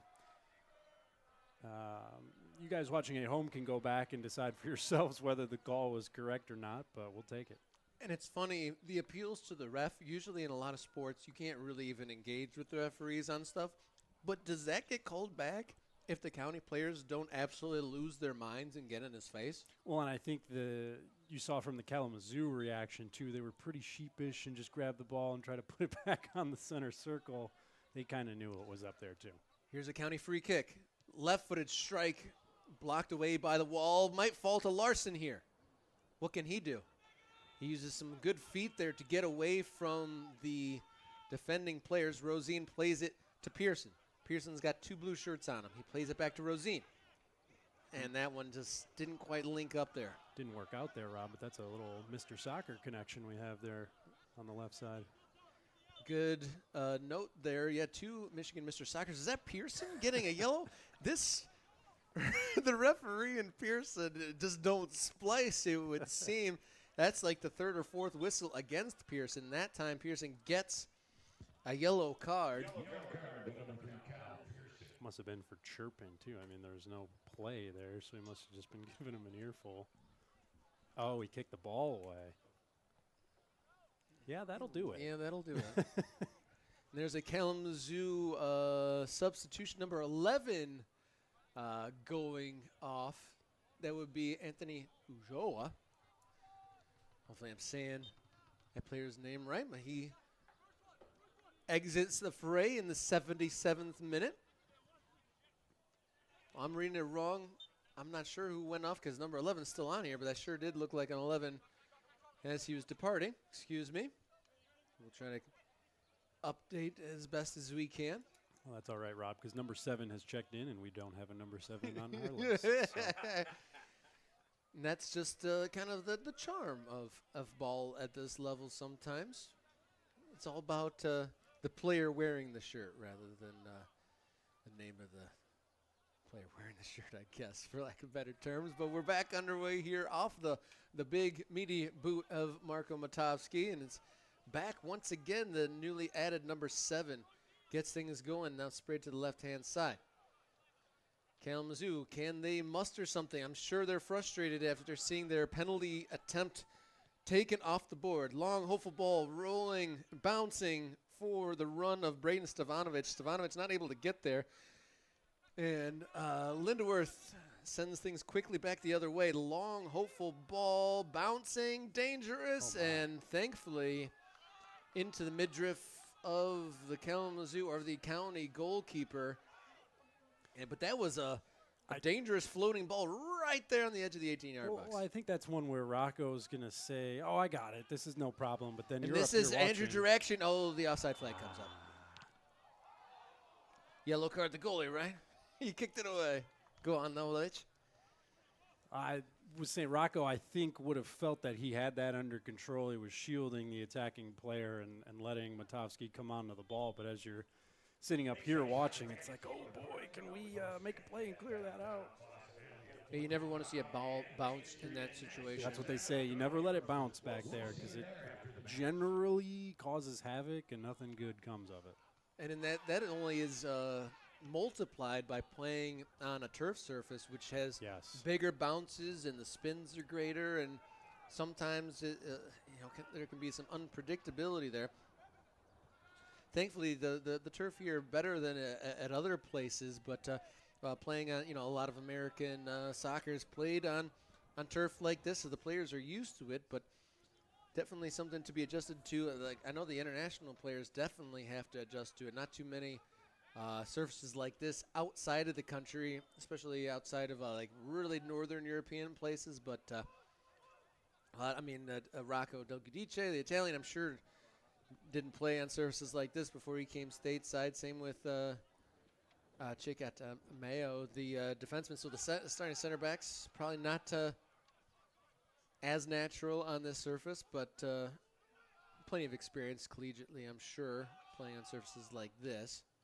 This one's sprayed to the left-hand side, but dealt with by Nawi.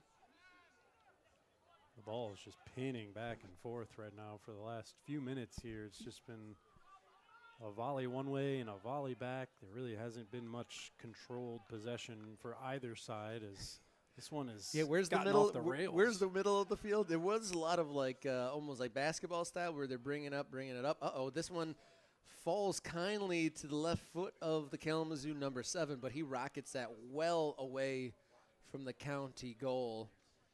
But like you said, it's been bouncing around, pinging back and forth, not a lot of control of the ball. But like that, they can drop to a player on top of the box, and he hits that a little cleaner, and might be a different story. County more so on the back foot here in the last about 20 minutes, too. Kalamazoo has been pushing for that second goal, that equalizer. Thought they had it on that penalty. But County here really needs to get things back under control. About 10 minutes left, just under. And that one was a little bit of a testy back pass to Lindeworth, but he takes care of business there. And there's some space for Kalamazoo here. Arce coming to close him down a bit. Able to pick a pass, though, and Matameo able to dispatch that away. Rosine, big left-footed diagonal. That might go right into the path of Alos. What a ball. I mean. Was that the ball of the game? First time, too.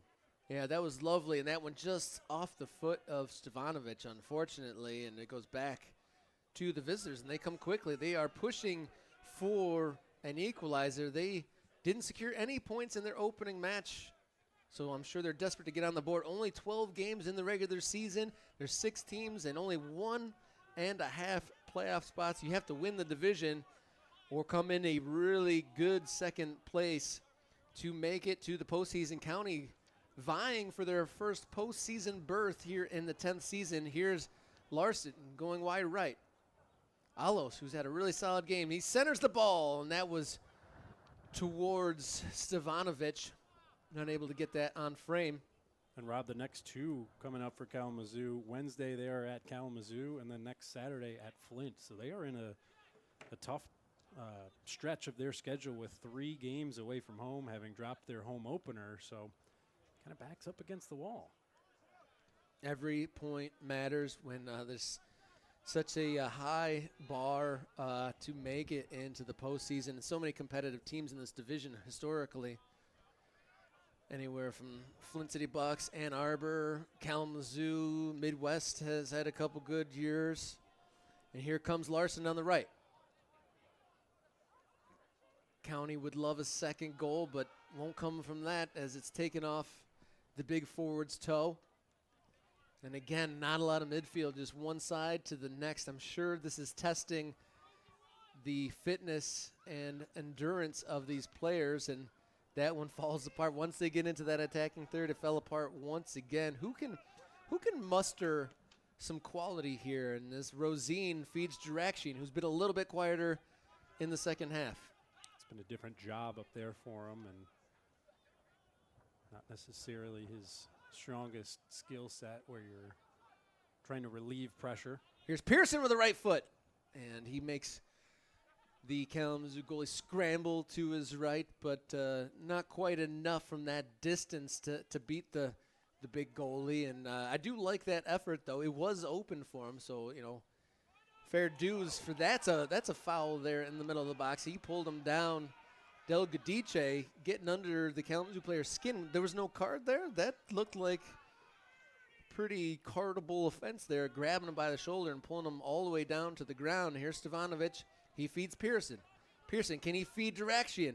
And he does. Is a right-footed strike saved by the feet of the Kalamazoo goalie, and that was oh so close to a brace for the player coming off the back of a hat trick. That's an incredible save by Lindeworth to come out there and just stick the right toe out as Jirakshin tried to chip it back that same way that it came.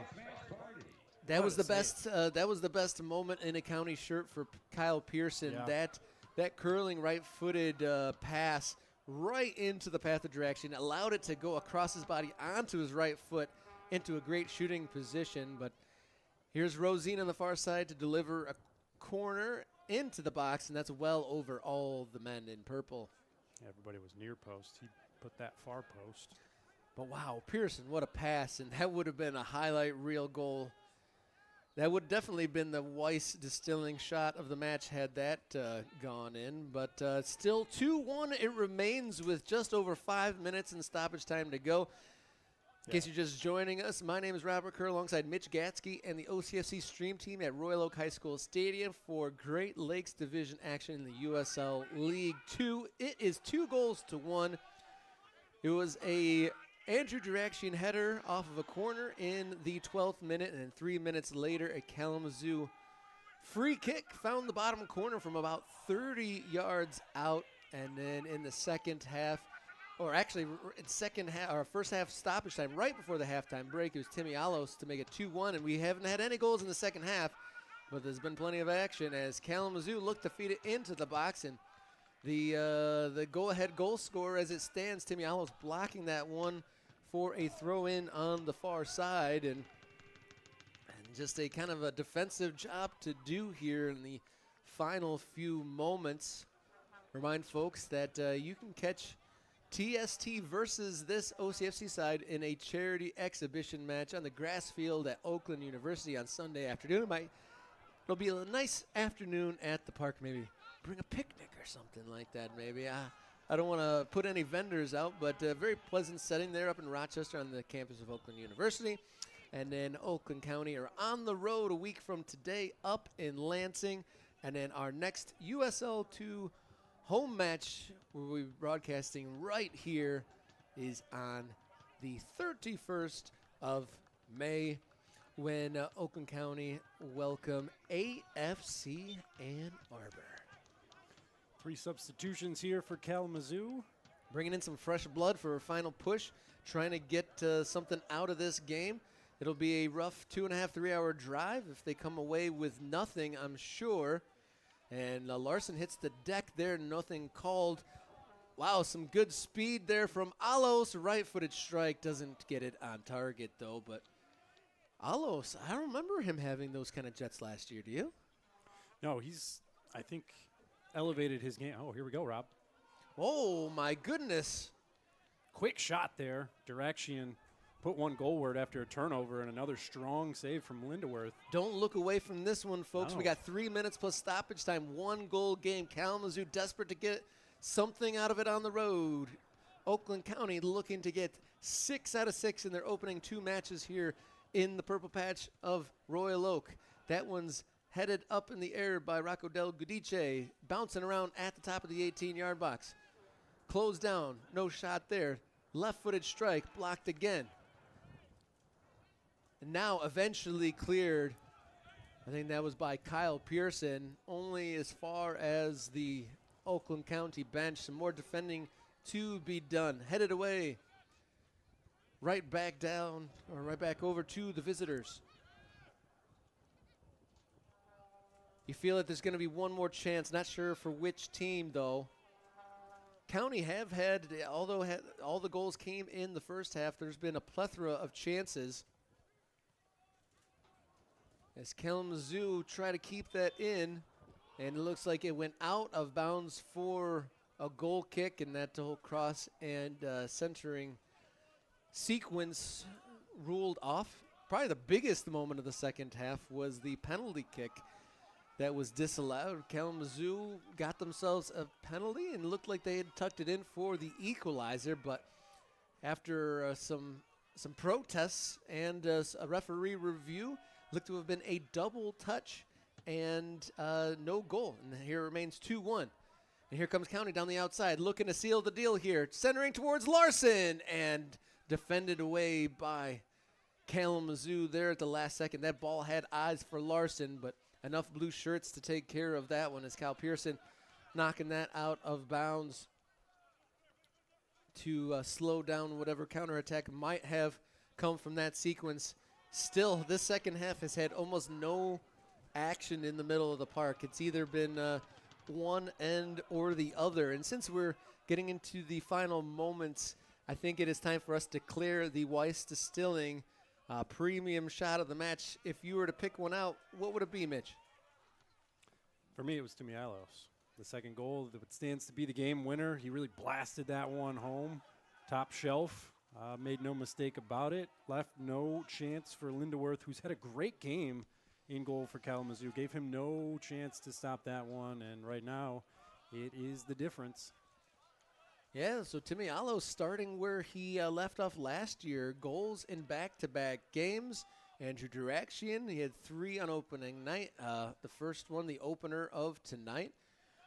So great goal-scoring form from those two. Keith Larson had a couple feeds. He could have gotten a couple assists if there was some more finishes. You feel like there was maybe some chances left out there for County, maybe some opportunities to get a couple more goals. But 2-1 it is, and we're now officially into stoppage time at match day 2 here in the 2026 campaign. Can County see this out in the last few moments? There was many minutes of stoppage time at the end of the first half, and that's where the go-ahead goal came from, about 2-3 minutes into that first half stoppage time. And after that furious first 45, I'm surprised that there wasn't another goal here seen in the second period of play, but it remains 2-1, the same scoreline as at the half. Have to get this one over the line, Rob. Like, this is the difference in these seasons that are so condensed. When you, I mean, there's been seasons where we've finished goal difference or 1 point out, and it's, a couple points lost here and there from maybe a late conceit or maybe a goal not scored enough. Exactly. And when it's so tight and there's so many good teams in the same division, you got to see them out. Sometimes it's just those moments and the ball's bouncing your way instead of the other teams. And in past seasons, County has come up short. Here's Stevanovic to seal the deal, and he sprays a left-footed shot across the face of the Kalamazoo goal. And so that's part of building this program up to that next level, is learning how to win these games where yeah, we weren't able to really put it away. Maybe we should have scored that third goal, but hey, we still dug in, pulled out those 3 points. These are the moments that head coach Steve Walker will have been focusing on in training. I don't know how coaches do it. I'm nervous enough already, and I have less of a stake in it than the coaches. Any coach, especially the higher you go up in the ranks, how tight of a ball must their stomachs be in situations like this where there's been chances both ways. It's a 1-goal game. The margins are so thin to keep your nerve and to try to stay relaxed and show leadership in the midst of nervy moments. I tip my hat to any coach as Kalamazoo come down the left-hand side. And a lot of waving and petitioning by the county players there, but it looks like it'll be with Kalamazoo. Can't be too much time remaining. There was more first-half stoppage time we expected. We're deep into second-half stoppage time. Got to hang on just for a few more moments. That's headed into the middle of the penalty area. Back out with Kalamazoo. And here's Stevanovic on the ball. What can he do? Can he poke it away? He does, but not terribly far away. And Kalamazoo might have enough time if they're able to regroup and dribble around. But that's some great pressing there from Braden Stevanovic. And a centering ball for Keith Larson. What will Keith do? He takes a right-footed shot, and that goes just wide around the post of Kalamazoo, unable to get that securing goal. And that one's headed away from Colin Arce, and Kalamazoo might be able to put together another attack here. Headed away by Rosine. Back towards Larson. Larson scoops it towards Rosine, who kind of kicks it all the way up the left-hand side. Anywhere will do at this point. The referee telling him to move about 10, 15 yards back because the ball went out significantly farther up the field than Kalamazoo's trying to retake it. All eyes on the referee now. How long is he going to let this go? Here come Kalamazoo. They got a little bit of space here. Can they pick up their head, feet into the box? They do, and it's feathered into the big mitts of goalkeeper Marko Matovsky on his county debut. You think that might just be enough as he sends this one high into the sky here in Southeast Michigan, looking for Durakshin, who's going the full 90 again. The referee looks at his watch, still hasn't put the whistle to his mouth just yet. Busy night for the officiating crew tonight. There are lots of physical play and fouls in the first half, and a pressure-filled decision they had to make on that no call on the penalty. And this will be a county throw-in here, and Durakshin in no rush to take it, to the chagrin of the Kalamazoo players. Throwing it in deep, intercepted by Kalamazoo. Alos just chips it back in deep, almost like a hockey player. And there is the full-time whistle. County get all 6 points from their opening week of play. They started with a 4-0 win, and tonight a 2-1 hard-fought victory over Kalamazoo. The boys in purple have to be proud of themselves. I think head coach Steve Walker has to be proud of them. If you're a county supporter, you have to be proud of what you've seen over these last 5 days. These 2 opening matches of the season could not have been any different, Rob. Season opener, kind of roll out the red carpet to some new players and returning players, and had a good time out at the park, a 4-0 win. Today was the complete opposite. The boys had to earn every inch of turf out there here today, and they come away with 3 points in again, a completely different way, a hard-fought victory, kind of scrappy, a lot more defensive, put under pressure by this Kalamazoo team who came out hungry, and onwards and upwards for the boys in purple. Yeah, the celebration here from the county players, you can tell that they really had to dig in. There was a lot of fist pumps as that final whistle blew, and definitely earned that one. 2 for 2, 2 wins on 2 attempts as the purple smoke flies here at Royal Oak High School Stadium. A well-earned victory for the men in purple.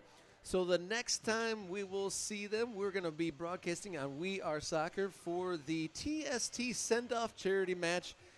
Proceeds from tickets sold for the charity match on Sunday afternoon up in Oakland University are going to be distributed to Rah Rah Adaptive Sports and the Endless Toy Chest, two great charity partners for Oakland County FC. So get your tickets to the probably a once-in-a-lifetime sort of a thing. Who knows how many times Oakland County and Weiss Distillery are going to put together a TST team and have an exhibition game where we'll see players from professional levels of the game take on some of the players we saw here today, as well as some Midwest Premier League players. So County in their 10th season have 3 teams, one of which is flying off to Cary, North Carolina for the $1 million prize, the soccer tournament. So that will be on We Are Soccer on Sunday. And then County are on the road in Lansing and USL2 action on Thursday night. And we'll be back here on Sports Engine Play at 3 o'clock on the 31st of May as Oakland County FC take on AFC Ann Arbor. So, from myself, Robert Kerr, my partner, Mitch Gatzke, the OCFC Stream Crew, thank you for tuning in, and we will see you next time. So stay brave, stay safe, and enjoy your soccer.